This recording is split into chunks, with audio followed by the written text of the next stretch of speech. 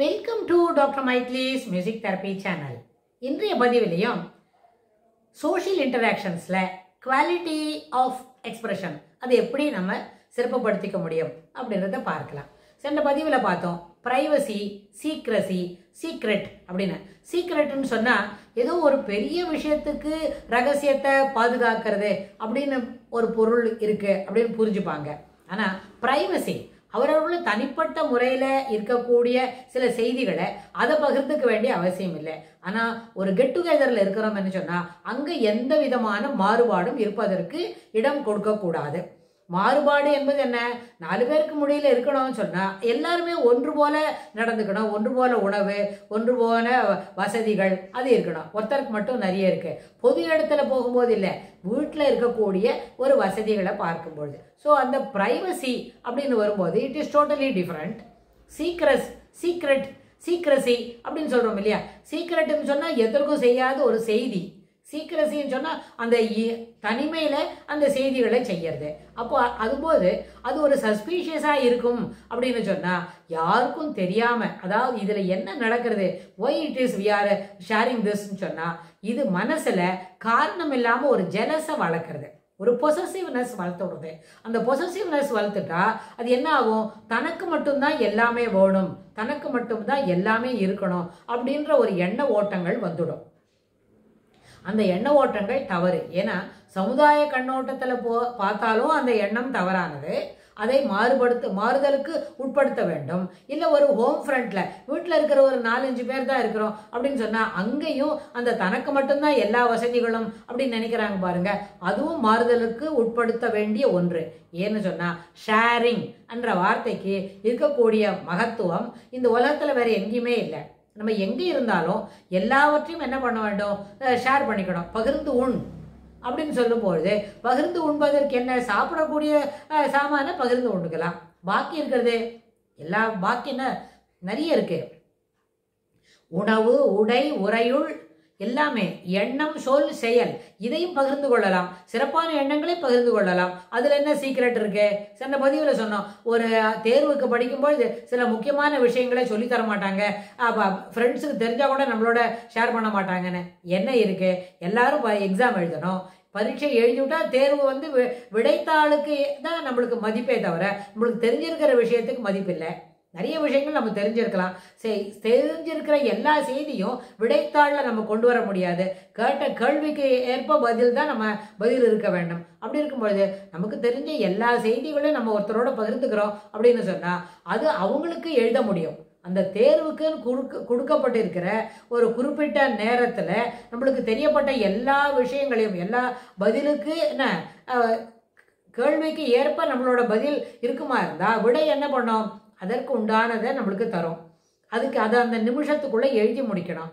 அந்த விடை அளிக்கக்கூடிய திறமைக்கு தான் மதிப்பே தவிர விடை தெரிஞ்சிருந்தாம மதிப்பு கிடையாது இல்லையா? நம்மளுக்கு ஏற்கனவே நிறைய விஷயம் தெரியும், அதெல்லாம் ஆன்சர் ஷீட்டில் நம்ம எழுதவே இல்லைன்னா how we can get the marks? It is not possible. அப்போது எல்லாருக்கும் விஷயங்களை பொதுவாக சொல்லி கொடுத்துடலாம். அவங்க எப்படி விடை அளிக்கிறாங்க, அவங்களோட தேர்வு எழுதக்கூடிய சிறப்புத்தன்மை, அந்த சாமர்த்தியம் எப்படி இருக்கு, அதுக்கு தகுந்த மாதிரி அவங்களுக்கு என்ன கிடைக்கும்? மதிப்பெண்கள் கிடைக்கும். அதில் அங்கே எங்கே விதமான என்ன கிடையாது? சீக்ரெட் கிடையாது. அங்கே எதையும் மறைவாக வைத்துக்கொள்ள வேண்டிய அவசியமே இல்லை. இன்னும் கேட்டால் என்னுடைய ஆசிரியர் ஒருத்தர் சொல்லுவாங்க, பார்த்து எழுதுகிறோம், தேர்வில் பார்த்து காப்பி அடிக்கிறோன்னு வைமே, அப்போ நம்மளுக்கு என்ன தெரியாது? நிறைய கேள்விக்கு எழுத வேண்டிய அத்தனை கேள்விகளுக்கும் பதில் எழுத முடியாது.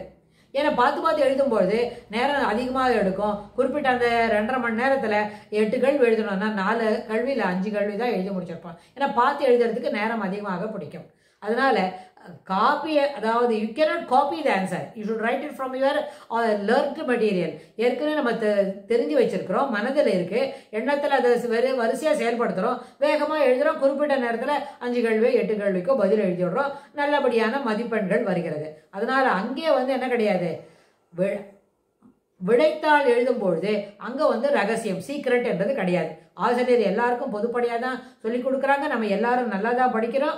நல்லபடியாக பரீட்சை எழுதுகிற நேரத்தில் நம்மளோட எண்ண ஓட்டங்கள் எந்த செம்மையாக எங்கேயும் பிளாக் இல்லாமல் என்ன சிறப்பாக ஒரு கண்டினியூஸாக ஒரு ஃப்ளோ ஆஃப் தாட் வந்துகிட்டே இருக்கும். அதுக்கு தகுந்த மாதிரி நம்மளுக்கு மதிப்பெண்கள் கிடைக்கும். அதில் எந்த விதமான மாற்று கருத்து கிடையாது. அங்கே எதையும் மறைத்து வைத்துக் கொள்ள வேண்டிய அவசியம் இல்லை. அதே மாதிரி ஒருத்தர் தனிப்பட்ட முறையில் ஒரு பழகிறாங்க அப்படின்னு சொன்னால் அவங்களுக்கு தெரிஞ்ச எல்லா விஷயங்களையும் நம்ம பகிர்ந்துக்கலாம், சொல்லிக் கொடுக்கலாம். அதில் சொல்லிக் கொடுக்கறதுக்கு ஒரு புதுசாக இங்கே வீட்டில் ஒரு வேலை செய்ய போகிறோம், ஒரு சாமான் தயார் பண்ண போகிறோம், ஒரு உண்ணக்கூடிய பதார்த்தம் தயார் பண்ண முடியும்னா அதுக்கு போடக்கூடிய சப்ஸ்டான்ஸு அது எந்த நேரத்தில் எப்படிலாம் போடணும், what is the ratio of the substance, how it should be prepared, what இஸ் அந்த தயார் பண்ணும்போது அது எவ்வளோ சூடில் இருக்கணும், என்ன இதெல்லாம் நேரத்துக்கு தகுந்த மாதிரி கரெக்டாக அடுத்தடுத்து எடுத்துறேன், அதில் ஆட் பண்ண வேண்டிய சப்ஜிலாம் என்ன அப்படின்னு சொல்லி கொடுக்கறதுல அதில் எந்த குறைபாடும் வேண்டாம், அதில் எதையும் நம்ம மறைத்து வச்சுக்க வேண்டாம், அப்படியே பொதுவாக சொல்லி கொடுக்கலாம். சொல்லி கொடுத்தா அவங்க கற்றுக்கிறவங்க நல்லா கற்றுட்டாங்களான்னு சிறப்பான அவங்களாலே ஒரு சிறப்பான உணவு தயார் பண்ண முடியும். அங்கேயும் சீக்ரெட் இல்லை. எங்கே சீக்ரெட் இருக்கும்? ப்ரைவசியில் சீக்ரெட் இருந்தால் அதுக்கு நம்ம பற்றி ஆட்சேபனே இல்லை, தே கேன் ஹேவ் இட். ஆனால் பொதுவாக பகிர்ந்து கொள்ள வேண்டிய விஷயங்களில் அங்கு மறைவு என்பது கூடாது. பகிர்ந்து எல்லாரோடு சேர்ந்து இருக்கிறோம், அங்கேயும் பகிர்ந்து உண்ணக்கூடிய இடம், பகிர்ந்து கொள்ள வேண்டிய ஒரு செய்திகள், அங்கேயும் மறைவில்லை. ஒரு இடத்துக்கு போகிற வழியில் இதெல்லாம் இந்த ஒரு ட்ராவல் பண்ணுறோன்னு வைங்க, ட்ராவல் பண்ண போகிறோம், ரோட்டில் இது மாதிரி பேரிகேட்ஸ்லாம் இருக்குது, அந்த மாதிரி கூட்டத்தில் அங்கே ஒன்றும் என்ன பண்ண முடியாது, டிரைவ் பண்ணின்னு போக முடியாது, இப்பொழுதுக்கு அந்த மாதிரி அந்த வழி இன்றைக்கி தவிர்த்துடலாம் அப்படின்னும் போது அதில் என்ன மறைவு இருக்கணும்? எல்லாருக்கும் அந்த டிராஃபிக் ரூல்ஸு சிக்னல்ஸு சொல்லித்தான் ஆகணும். இது போல இருக்கு, அங்கே ரொம்ப டிராஃபிக் ரொம்ப ஜாமாக இருக்குது, நம்ம போக வேணாம் அப்படின்னு சொல்லி கொடுக்கலாம். You take a circuitous route, otherwise you avoid the trip today. Both the things are possible. ரொம்ப ரெய்னி சீசனாக இருக்குது, அந்த ரோடெல்லாம் நிறைய தண்ணி போகிறது, அங்கே போக வேண்டாம் அப்படின்னு பொதுவான விஷயங்களை பகிர்ந்து கொள்ள வேண்டும். அதில் எந்த விதமான மறைவான எண்ணத்திற்கும் மறைவான செய்திகளை தவிர்ப்பதற்கு அங்கு இடமே இல்லை, அதற்கு அவசியம் இல்லை. ஏன்னா பொதுநலன் கருதி தான் சில விஷயங்களை நம்ம பகிர்ந்துக்கணும். பொதுநலன் இருந்து 500 பேருக்கு வேண்டாம், வீட்டில் இருக்கிற 5 பேர் இருந்தாலும் that's why there is a good proverb, charity begins at home. எல்லாரோடையும் பகிர்ந்து கொள்ள வேண்டும் என்று சொன்னால் பொதுநலன் கருதி தான் சில விஷயங்களை செய்யணும். அப்படின்னா அங்கேயும் மறைத்து கொள்ள வேண்டிய அவசியம் அங்கே இல்லவே இல்லை. எப்போவுமே மறைவாக வச்சுக்கணும் அப்படின்னு சொன்னால் யாருக்கும் தெரியாமல் வச்சுக்கணும் அப்படின்னா அதெல்லாம் என்ன, it is about the personal things.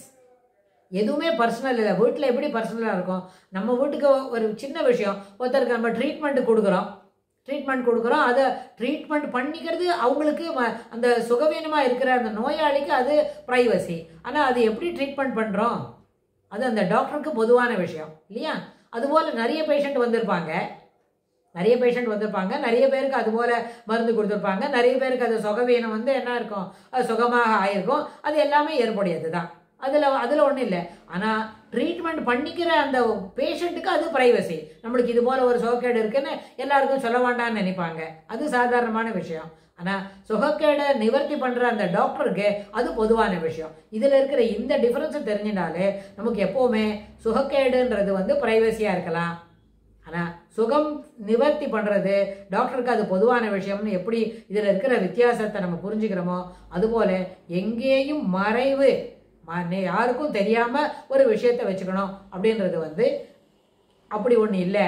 எப்பொழுதும் எல்லாருக்கும் எல்லா விஷயங்களையும் பகிர்ந்து கொள்ள வேண்டியது அத்தியாவசியம். அது வீடாக இருந்தாலும் ஒரு வகுப்பறையாக இருந்தாலும் ஏற்றுக்கொள்ள வேண்டியது அப்படின்னு. இதில் நிறைய விஷயங்கள் சைட்லைன்ஸ் இருக்கு, அதை பற்றியும் நம்ம வரப்போகிற பகுதிகளில் பார்க்கலாம்.